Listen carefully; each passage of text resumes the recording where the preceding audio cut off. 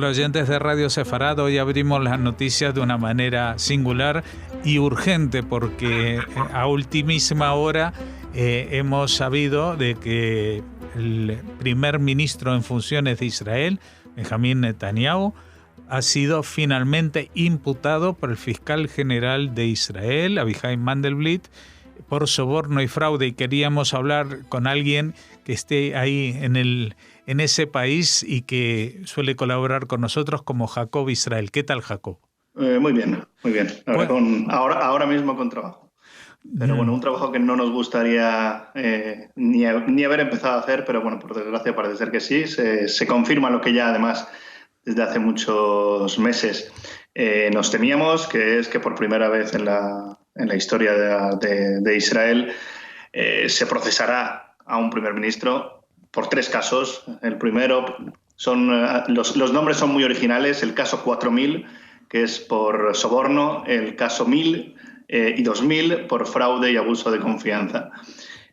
Una noticia muy mala, obviamente, pero bueno, que trae también su parte positiva, que es que en Israel, a diferencia de otros países que seguramente recibiremos lecciones de ellos, sí funciona el Estado de Derecho y bueno, todavía es verdad que tiene presunción de inocencia Netanyahu, aunque entre nosotros creo que lo tiene bastante complicado. Lo tiene bastante complicado. Ayer mismo, o sea, no han pasado ni 24 horas de que el segundo candidato a armar gobierno en las segundas elecciones en este plazo no consiguió hacerlo. Lo de Netanyahu, ¿crees tú que puede llegar a influir en la decisión o no de, por ejemplo, formar un gobierno de unidad nacional, como era una voz popular tanto del presidente de Israel como de muchas instancias? Bueno, la verdad que ahora mismo se entiende mucho lo que ocurrió durante los días pasados. Obviamente, Gantz no podía firmar un acuerdo de unidad nacional sabiendo que un día después de firmar el acuerdo iban a imputar por soborno al primer ministro. Es verdad que ahora mismo, desde ayer, se abren 21 días para ver si alguien puede tener 61 diputados que estén a favor, digamos, de formar un gobierno para que sea primer ministro. En estos 21 días supongo yo que nada ocurrirá, y si algo ocurre debe ser con un acuerdo de unidad nacional con muchísimas garantías de que Netanyahu incluso se pueda ir en los próximos 3-4 meses y dejar el cargo o en Benny Gantz o alguien del Likud. Porque ahora mismo la bandera de Gantz para las próximas elecciones es precisamente esta noticia que estamos viendo ya ahora mismo. Es su baza.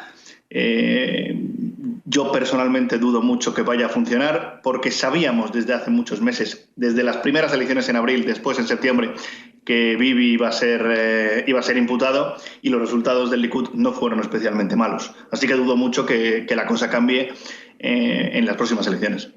¿Tú crees que va a haber una posible renuncia de Netanyahu? No. O sea que sería una sorpresa mayúscula. De todas formas, dentro de 30 minutos tendremos la respuesta, pero lo dudo mucho.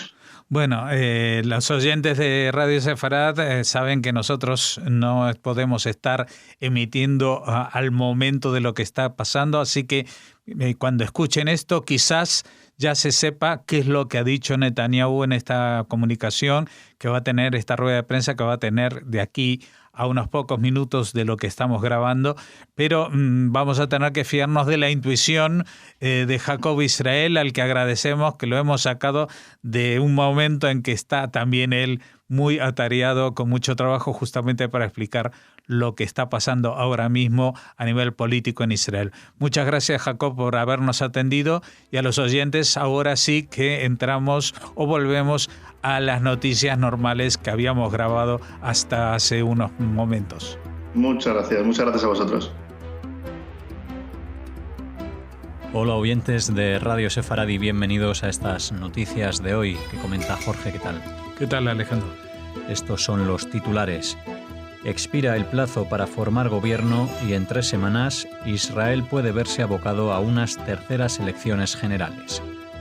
Uno de los blancos del ataque aéreo israelí en Siria era el cuartel general de la Guardia Revolucionaria iraní.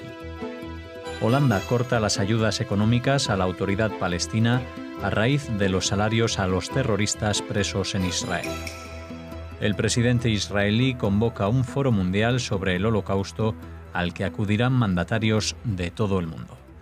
Estos son los asuntos de hoy, de las noticias de Radio Sefarad, que ampliaremos en la segunda parte, en la agenda cultural. El líder centrista Benny Gantz anunció en la tarde de este miércoles al presidente israelí, a 4 horas de que expirara el plazo, su imposibilidad de formar gobierno en el segundo intento fallido tras el de Benjamin Netanyahu, lo que abre un periodo político sin precedentes en el país. En un discurso televisado, Gantz responsabilizó al primer ministro en funciones, Netanyahu, del fracaso y reivindicó ser el suyo el partido más votado en las elecciones del 17 de septiembre que se convocaron tras el bloqueo político de los comicios de abril. El presidente, Reuven Rivlin, había recomendado alcanzar un gobierno de unidad tanto a Netanyahu, cuando le dio en un primer momento el mandato, como después a Gantz, que ha tenido casi un mes para intentarlo. La posible imputación de Netanyahu ha sido uno de los principales escollos en las negociaciones, ya que Gantz prometió en campaña que no gobernaría con un acusado. Según ha trascendido, la Fiscalía General ya ha tomado una decisión al respecto y se espera que ésta sea anunciada de forma inminente, lo que influirá en unas posibles terceras elecciones generales en menos de un año, aunque antes la ley establece un plazo de 21 días para que cualquier diputado de la Knesset, el Congreso israelí, consiga el apoyo de 61 legisladores y obtenga así el mandato del presidente para intentar formar un ejecutivo en 2 semanas. Bueno, el presidente israelí, según el protocolo, ahora se reúne con el jefe de la Knesset, el Yuli Edelstein, y le encarga de que si alguno de los diputados que están representados hasta ahora en el Congreso ese, pues quiere y consigue recabar 61 mandatos, pues se convertiría en el jefe de gobierno. Eso va a ser imposible porque si los líderes no lo consiguieron, nadie por libre podría hacerlo. Pero sí hay una posibilidad remota, pero que está allí, de que algo suceda. Y es que la resolución del fiscal general se publique ya. Es decir, se está hablando incluso de que podría ser hoy mismo que se publique, y entonces la resolución diría si Netanyahu va a ser imputado en alguno de los 3 casos que tiene pendientes de corrupción. Si fuera así, si fuera imputado, pues yo creo que habría un movimiento inevitable dentro del partido Likud que le haría tomar a Netanyahu una decisión de una especie de ausencia parcial o un descanso o como lo quiera llamar, para no retirarse totalmente de la carrera, pero que evidentemente en los próximos 2 años por lo menos no va a poder estar él oficiando de primer ministro ni siquiera en el gabinete. Así que la posibilidad es que si la Fiscalía se pronuncia en contra de Netanyahu, pues haya algún movimiento dentro del Likud. El aspirante a sucederle mejor situado es Gideon Sa'ar, que fue ministro con él y con el cual la lista de Cajol Laván liderada por Gantz no tendría problema en formar un gobierno de coalición, al que seguramente también se sumaría Israel Beiteinu. Ellos daría una unidad nacional y un peso muy grande dentro de la Knesset que les permitiría avanzar en muchas situaciones para resolverlas. Pero claro, si el la Fiscalía General no condena o no imputa a Netanyahu en alguno de los casos, pues habría que ver si realmente Gantz ese era su único veto a formar gobierno con Netanyahu, o también tendría alguna otra cosa, como por ejemplo la necesidad de renovar el liderazgo del país después de más de 10 años de mandato al frente del gobierno de Netanyahu. En cualquiera de los 2 casos, si hay un pronunciamiento rápido, también puede haber una salida a unas terceras elecciones que, según la lógica, pues van a perjudicar a Netanyahu, pero quizás no tanto como para permitir que Gantz logre formar un gobierno. Entonces estaríamos otra vez con el tema de la ingobernabilidad, lo que llevaría a plantearse que mucha gente empiece a pensar de que igual habría que cambiar alguna ley sobre cómo se elige al jefe de gobierno, especialmente en circunstancias tan equitativas o indefinidas como las que se dan ahora. Uno de los blancos golpeados en Siria por las fuerzas aéreas israelíes en la madrugada del martes al miércoles es la conocida como Casa de Cristal, el cuartel general de la estructura de la Guardia Revolucionaria iraní, con acceso restringido para autoridades locales y cuyas 2 plantas superiores han quedado inutilizables. Se trata de un hotel de 180 habitaciones ubicado en el aeropuerto de Damasco, que se convirtió en un edificio al servicio de las agrupaciones terroristas iraníes que están instaladas en territorio sirio. Bueno, el hecho de que hayan desaparecido, han sido destrozadas las 2 plantas superiores y no el resto del edificio, no es porque los misiles israelíes no tuvieran suficiente impacto o carga. Al contrario, esas eran las 2 plantas donde estaban las oficinas, desde donde se dirigía todo el operativo iraní en Siria. Es decir, ha sido otra operación quirúrgica. Ya hablamos de ello cuando fue el último asesinato selectivo contra el jefe de la Yihad Islámica Palestina en Gaza, cómo el misil impactó en su habitación y mató a él y a la persona que lo acompañaba, pero no produjo la explosión de todo el inmueble.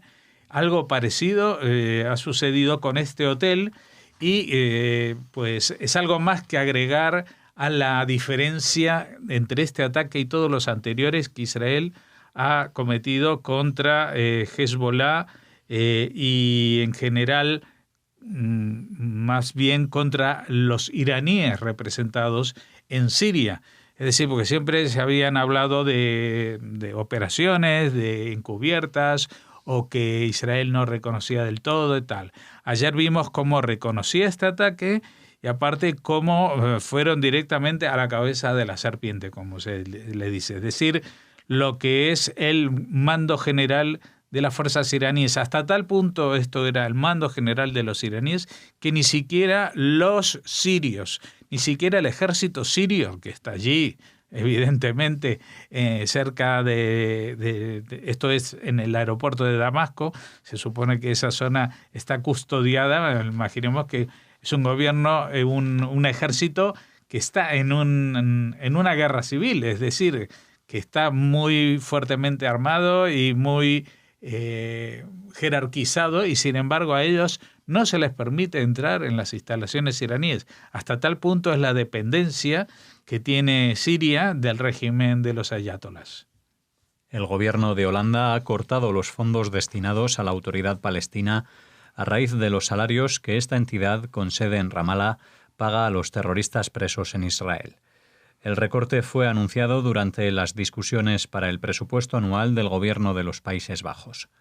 Holanda concedía hasta ahora anualmente varios millones de dólares en concepto de ayuda económica para la Autoridad Palestina y los palestinos en Oriente Medio en general, pero la mayor parte de esa suma va a ONGs. En 2017, la Autoridad Palestina pagó 198 millones de dólares a las familias de los terroristas abatidos durante atentados y otros 160 millones de dólares a los palestinos presos en las cárceles israelíes, de los cuales 1,6 millones corresponden a Holanda, con destino a pagar los salarios de los funcionarios del Ministerio de Justicia. Según funcionarios del país europeo, las conversaciones con las autoridades palestinas no han logrado el resultado deseado.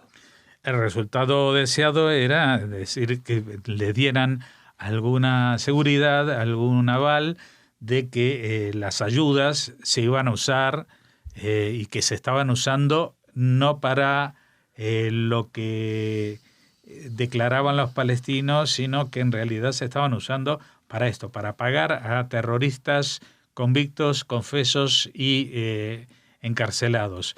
Fíjate que estamos hablando de que un país como Holanda les envía más de $1,5 millones, más o menos, sí, sería $1,5 millones de euros, ¿no? El equivalente. Pues lo que gastan los palestinos en pagar a las familias es más de 100 veces esa suma. Y lo que dan a los palestinos presos, o sea, que están vivos en las cárceles israelíes por delitos de sangre, es decir, por terrorismo, también son 100 veces eso. Es decir, es una barbaridad.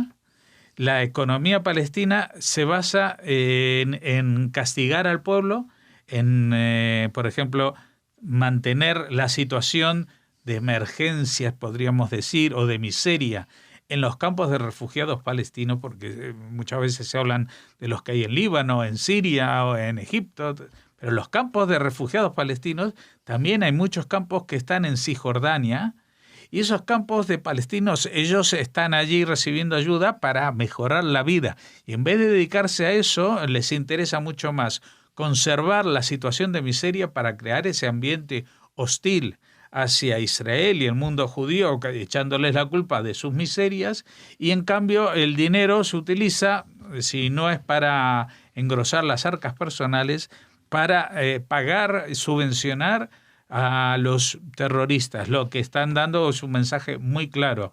Es decir, si tú quieres vivir bien o que tu familia tenga para comer, pues la única salida que tienes es ir a matar judíos.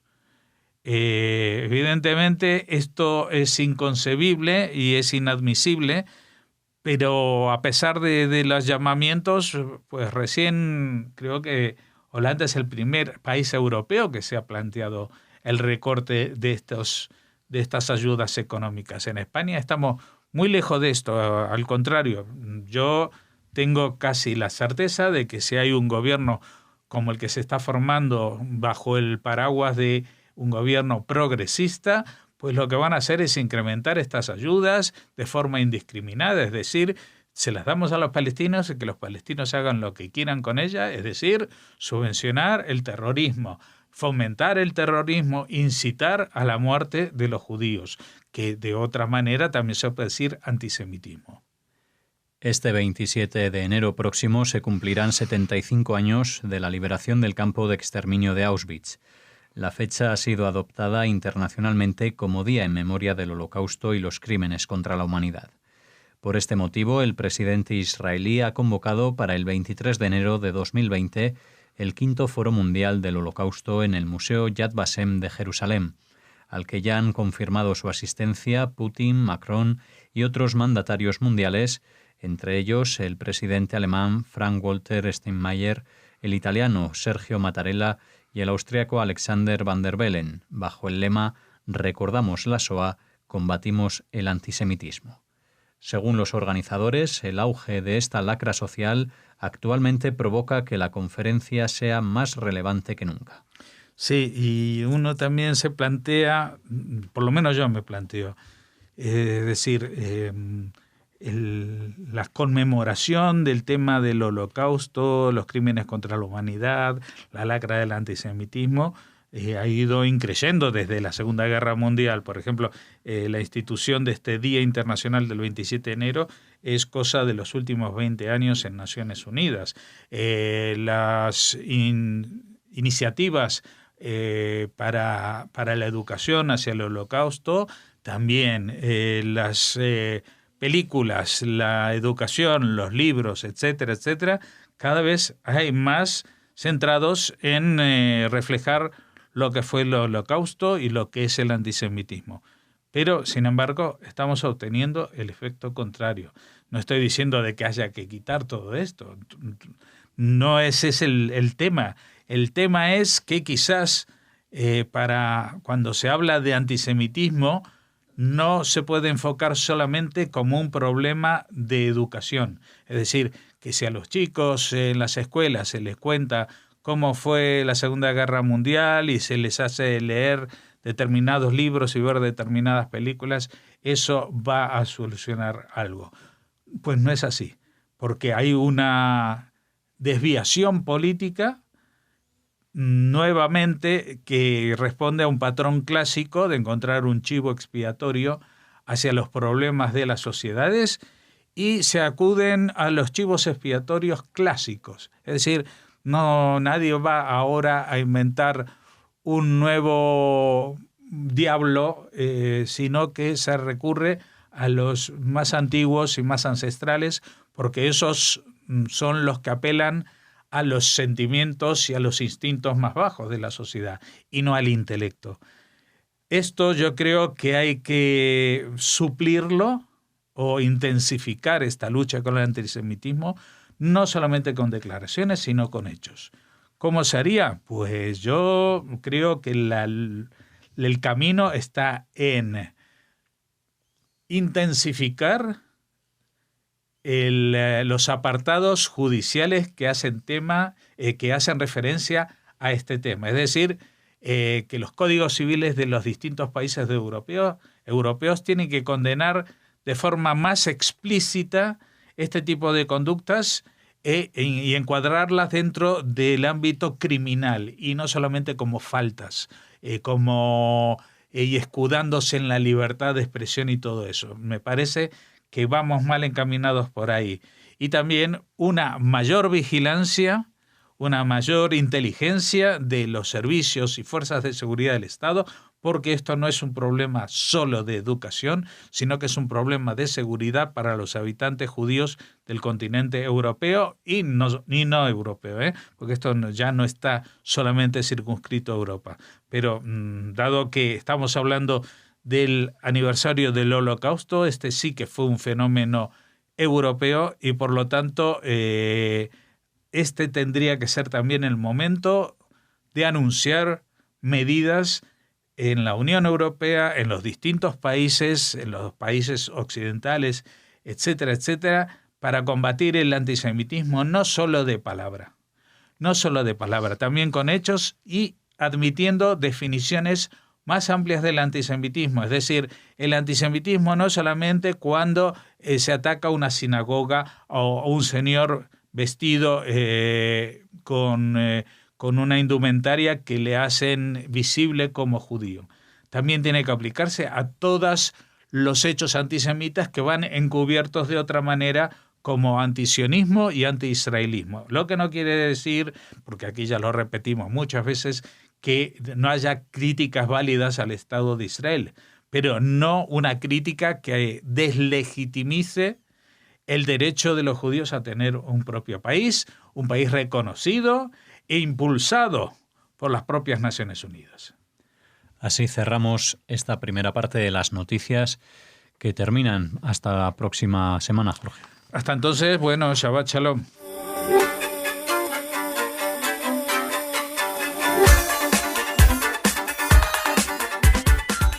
Iniciamos ahora la agenda cultural para cerrar la semana. Hola Raquel. Hola Alex, hola a todos. Con unos premios, los Or Hanukkah. El Or Hanukkah que llega a su 10ª edición y este Or Hanukkah 5780 se ha otorgado al ilustrísimo señor don Miguel de Lucas, que es director del Centro Sefarad Israel, como muchos de ustedes ya saben, porque Miguel de Lucas es una voz habitual en nuestra radio. La Comunidad Judía de Madrid y en su nombre el presidente don León Benelvas han anunciado la concesión de este premio Or Hanukkah 5780 a De Lucas por su continuado trabajo y esfuerzo para acrecentar los vínculos entre España y sus comunidades judías, así como con el resto de las comunidades sefardíes del mundo. Y me imagino que aquí la plataforma Herencia pues tiene mucho que ver esa iniciativa con la que el Centro Sefarad Israel lleva años ya conectando España sefarad con las comunidades sefardíes repartidas por todo el mundo. Se entregará el premio el próximo sábado 14 de diciembre y desde aquí queremos felicitar a Miguel de Lucas por esta concesión de este premio Or Hanukkah 5780. Enhorabuena. Bueno, pues con esas felicitaciones abrimos la agenda que continúa ahora con una exposición, una presentación un acto, de un libro. Muy bien, de Centro Sefarad. Claro, ¿no? es que parece como los exámenes que para que no quiero que me copies y entonces te tapo los papeles. Bueno, pues efectivamente es una presentación del libro de otra voz habitual aquí en Radio Sefarad, la de Jacobo Kaufman. Él mismo nos presentó este libro que ahora se presenta también en Centro Sefarad Israel, 4 obras de teatro judío. La presentación tendrá lugar el próximo lunes 25 de noviembre a la hora habitual de Centro Sefarad, que son, como saben, las 7 de la tarde. Este nuevo libro de Jacobo Kaufman, editado por Sefarad Editores, presenta 4 obras teatrales que tienen en común los destinos y las identidades judías de sus personajes. Transcurren en épocas y tierras diferentes, pero todas ellas en la diáspora judía. Doña Clara y su juglar es una de ellas y está inspirada en una poesía de Heinrich Heine en la que el magno poeta enfrenta a su manera aquel antisemitismo genético arraigado en tierras hispánicas medievales. Es una comedia breve, rimada, de corte quizá madrigalesco, como nos confesaba el propio Jacobo Kaufman en una entrevista que pueden recuperar porque les hemos puesto el enlace. Historia de pájaros es una comedia macabra inspirada en un cuento del autor norteamericano Bernard Malamud que tiene lugar en su propia tierra. Se acabó la joda es una epopeya onírica producto de la mente afiebrada de un director de teatro, así que no tiene mucho componente autobiográfico. Acontece en la Argentina, la tierra natal de Jacobo Kaufman, desde fines del siglo XIX hasta un cierto y aproximado presente. Eso es, se acabó la joda y luego nos presenta la tragedia en 2 actos, Memorias de Fuego, que es una especie de mecanismo teatral compuesto en base a actas y otros materiales provenientes de los procesos inquisitoriales mexicanos, los escritos y memorias de Josep Lombroso, o sea, Luis de Carvajal el Mozo, que falleció en 1596, el célebre poeta místico judío quemado por la Inquisición, y también relatos póstumos de su amada Justa Méndez. El autor presentará la obra y luego mantendrá un coloquio con el público asistente. Será, como les hemos comentado, el lunes 25 de noviembre a las 7 de la tarde en el Palacio de Cañete, en la sede de la calle Mayor 69 de Madrid. Muy bien, pues así llegamos al final de estas noticias con un homenaje a Amos Oz. Sí, un homenaje a Amos Oz que ha tenido lugar en el Instituto Cervantes de Tel Aviv y de esta manera también les hacemos una recomendación literaria, la mejor que se puede hacer porque les animamos a leer, a releer a Amos Oz. Se cumple un año de su fallecimiento y el Instituto Cervantes ha querido rendirle homenaje al que es el escritor israelí más traducido al castellano y ganador del Premio Príncipe de Asturias en 2007. A este homenaje se han sumado la traductora de la obra de Oz al castellano, Raquel García Lozano, con la que tuvimos oportunidad de hablar y de realizar también nuestro pequeño homenaje aquí en la radio.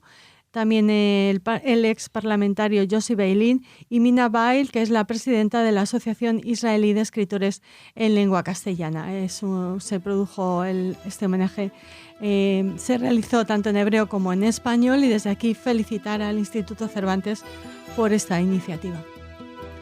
Una iniciativa que cierra la semana en esta agenda cultural de las noticias, en la que nos despedimos hasta la próxima y les deseamos Shabbat Shalom. Shabbat Shalom.